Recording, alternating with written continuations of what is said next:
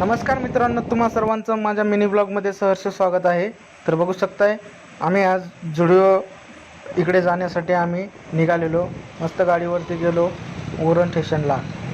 पण आम्हाला तिथं ट्रेन आमची 12 वाजता होती, पण 2 मिनटं आम्हाला लेटच झालेलं. पळत पळत जाऊन आम्ही ट्रेन कशी पकडली. मस्त ट्रेनमध्ये बसलो आणि एन्जॉय केलो.